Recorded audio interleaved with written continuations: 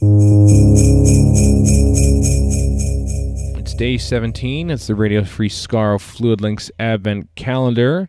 And the question today is from Zod Hates Astronauts at Hour of the Moon. That's a Superman 2 reference, I bet.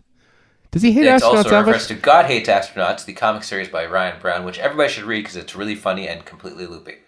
Oh, I like because they do land on the moon and they take us to this planet Houston and stuff, and they kick astronauts around the moon, I think is what happens, and a bunch of anyway. Terrence Stamp is awesome. Yeah. The question is, do you think the current series episodes, that being like series 11, are on average better or worse than the previous Chibnall episodes scattered through the previous series of Doctor Who? No. About equal? Like, kind of. Woman Who Felt Earth is great. That is so apples to oranges. It is kind of, because all the ones he wrote for previous regimes were basically like, here are the elements, put them together. Here's the recipe, cook it up. He's a short order. It's going to have that sheen of the other showrunner. So that sort of thing. Because it's one thing to be given an idea or told a title and say, hey, run with that, versus having to craft it yourself. Because unlike Moffat, who basically came to RTD to say, here's my story, okay, we'll make it. Like Chibnall never had that. He was he's very much a I know a writer who can get things done, which sounds like the first lyric of his theme song, but it could be. And so they just give it to him, and he said, well, look at that. Chibnall handed this thing in a week, and it's pretty serviceable and good, so we'll go with it. He was a good, dependable writer, I think. And then so comparing those with his stuff that he's thought of for Series 11, we haven't seen Series 12 yet, obviously, is different. As you say, Chris, apples to oranges. Yeah. So when you look at something like Hungry Earth and Cold Blood, there's a lot taken from the Silurians in that one, and 42 is very similar in a lot of ways to like Sunshine, which was a contemporary movie. And then Moffat tells him, dinosaurs in the spaceship, give it to me. So he goes and writes it. Versus having to sit there and I want to write a story about spiders. Right. I mean, Resolution did something new with the Daleks, which is only really Rob Sherman's pulled that one off. So I mean, and it did well, and it did body horror better than anything else really that I've seen with Daleks. So this got to credit it for that.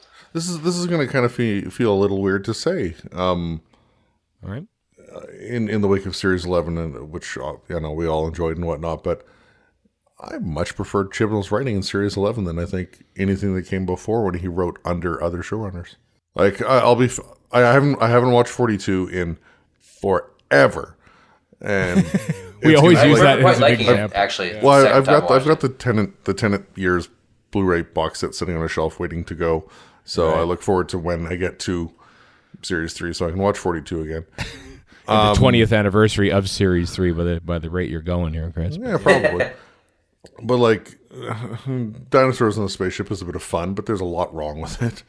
Power of 3, there is a lot wrong with that. The stuff he wrote for Series 11 was, I think I like it a lot more. There's some of his Torchwood. I really love some of his Torchwood, like Exit Wounds, for example. It's just great stuff.